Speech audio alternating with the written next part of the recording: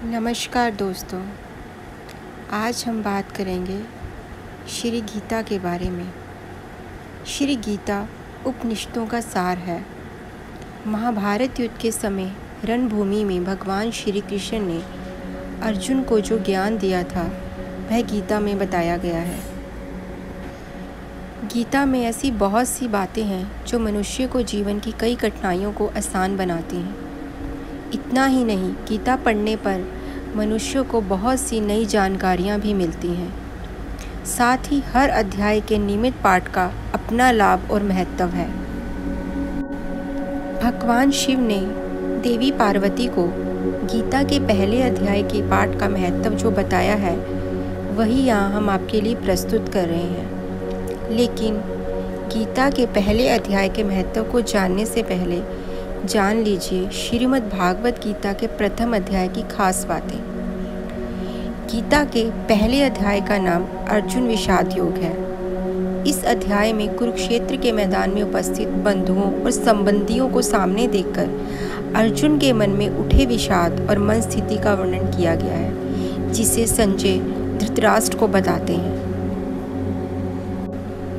एक समय पार्वती जी ने पूछा, महादेव जी किस ज्ञान के बल पर संसार के सब लोग आपको शिव कहकर पूछते हैं? मृगछाला ओढ़े और अपने सभी अंगों में शमशान की विभूति लगाए, गले में सर्प और नन मुंडों की माला पहने हुए हो, इनमें तो कोई भी पवित्र नहीं है।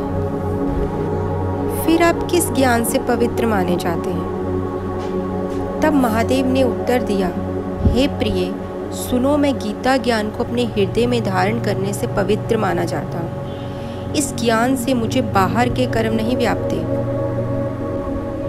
तब पार्वती जी ने कहा कि हे भगवान, जिस गीता ज्ञान की आप ऐसी स्तुति करते हैं उसके श्रवण करने से कोई कृतार्थ भी हुआ है?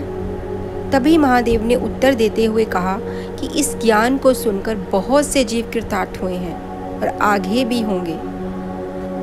इसी पर आधारित मैं तुम्हें एक पुरातन कथा कहता हूँ, तुम ध्यान से सुनो। एक समय पाताल लोक में शेषनाग की शैया पर श्री नारायण जी नैन मूंद कर आनंद में मगन थे।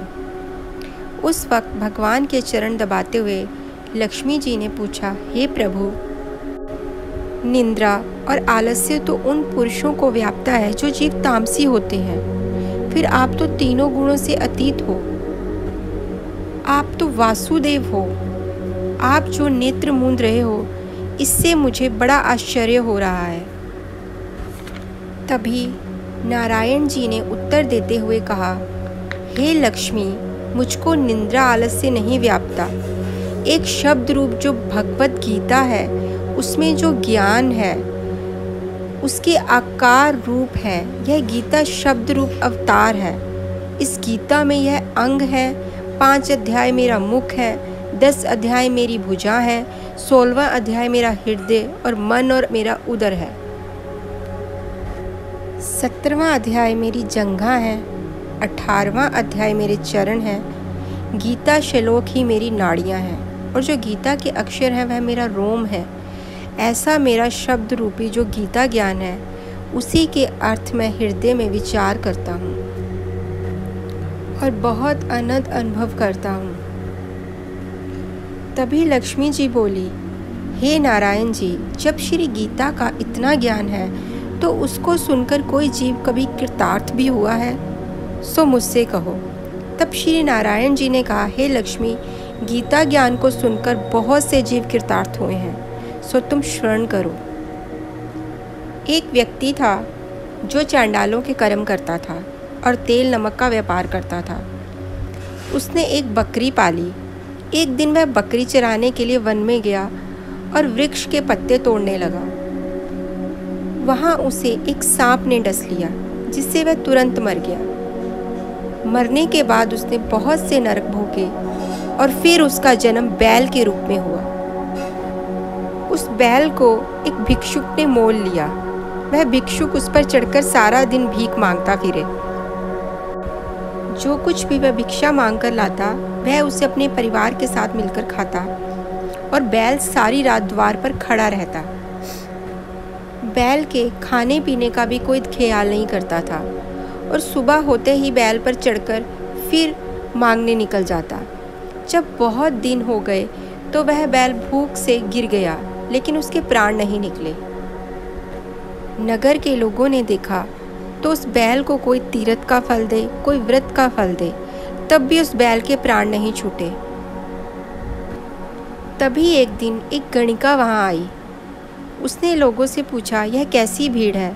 तो उन्होंने कहा कि इसके प्राण नहीं निकलते, अनेक पुण्यों का फल दे रहे हैं, तो भी इसकी मुक्ति नहीं हो पा रही है। तभी उस गणिका ने कहा कि मैंने जो कर्म किया है उसका फल मैं इस बैल को देती हूँ। और इतना कहते ही बैल की मुक्ति हो गई। उसके बाद बैल ने एक ब्राह्मण के घर जन्म लिया। पिता ने उसका नाम सुशर्मा रखा। उसके पिता ने उसे पढ़ाया लिखाया, उसको अपने पिछले जन्म की सुध थी। उसने एक दिन मन में विचार किया कि जिस गणिका ने मुझे बैल की योनि से छुड़ाया था उसका दर्शन करूं।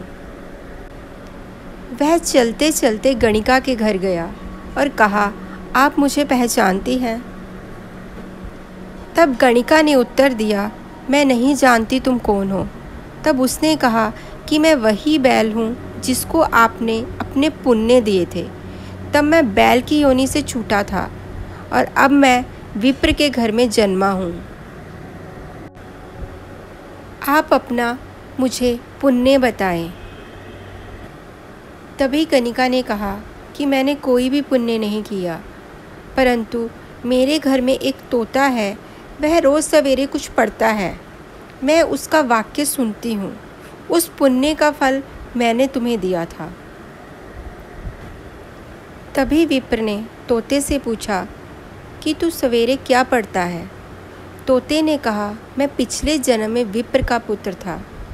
मेरे पिताजी मुझे गीता का पहला पाठ सुनाया करते थे। तभी एक दिन मैंने अपने गुरु से कहा कि तुमने मुझको क्या पढ़ाया है? तब गुरु जी ने गुस्से में आके मुझे श्राप दिया कि जा तू तोता बन जा। और उसके बाद से मैं तोता बन गया। एक दिन एक पहेलिया मुझे पकड़ ले आया और एक विप्र ने मुझे मोल ले लिया। वह विप्र भी अपने पुत्र को गीता का पाठ सिखाता था। तब मैंने भी यह पाठ सीख लिया। उसी दिन विप्र के घर में चोर घुस गए। उन्हें धन तो प्राप्त नहीं हुआ, लेकिन वह मेरा पिंजरा उठा ले आए। उन चोरों की गणिका मित्र थी, वह मुझे उसके पास ले आए। सो मेरा पुण्य कर्म यही है कि मैं नित्य प्रातः गीता के पहले अध्याय का पाठ करता हूँ और गणिका मेरे इस पाठ को सुनती है। श्री गीता जी के पहले अध्याय का फल ही गणिका ने आपको दिया था, जिससे आपको मुक्ति प्राप्त हुई थी। तब विप्र ने कहा कि हे तोते, तू भी कभी विप्र था, मेरा आशीर्वाद है कि तेरा कल्याण हो। नारायण भगवान ने कहा, हे लक्ष्मी, विप्र के इतना कहते ही वह तोता भी मुक्ति को प्राप्त हो गया। तब गणिका ने बुरे कर्म छोड़ दिए और भले कर्म ग्रहण किए और नित्य स्नान करके श्री गीता जी के प्रथम अध्याय का पाठ करना शुरू कर दिया, जिससे उस गणिका को भी मुक्ति प्राप्त हुई।